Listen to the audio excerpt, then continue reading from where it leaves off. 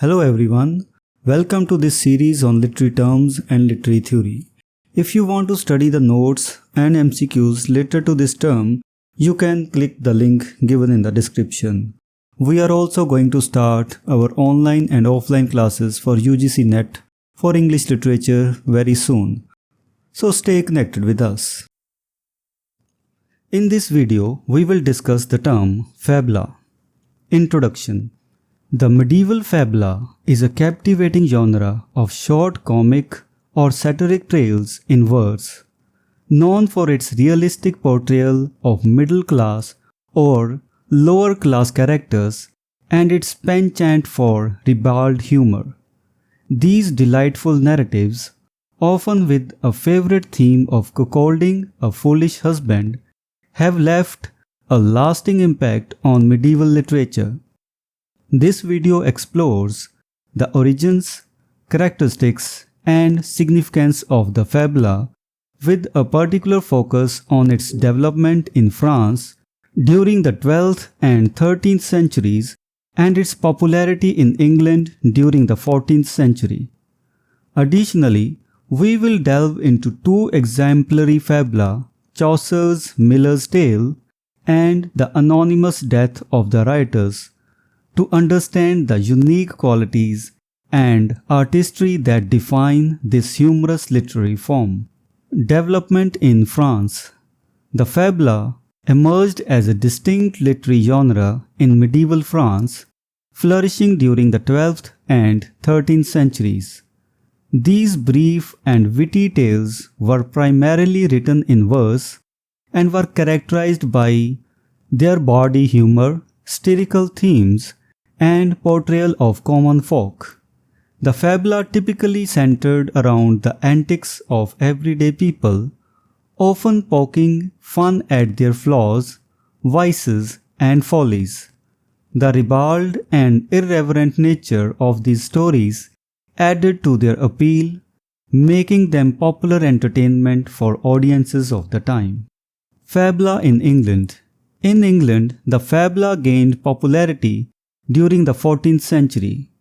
Geoffrey Chaucer, the renowned poet and author of the Canterbury Tales, was among the notable writers who contributed to the English fabula tradition. Chaucer's Miller's Tales stands as a prime example of the genre's excellence. This uproarious narrative revolves around the mischievous acts of a young wife, Absalom the parish clerk, and the eponymous Miller. With its playful language, humorous situations, and clever use of satire, the Miller's Tale epitomizes the essence of the fabula. Fabula's appeal.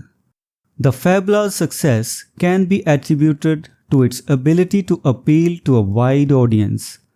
Unlike highbrow literature that catered to the educated elite, fabula delighted common people with its accessible language and relatable characters.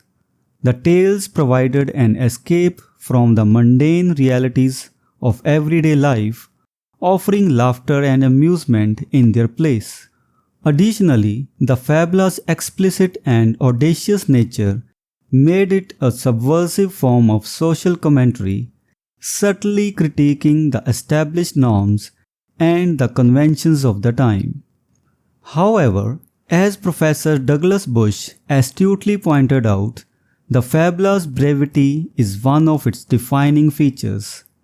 These stories are concise yet packed with humor and wit, making them a unique and engaging literary experience.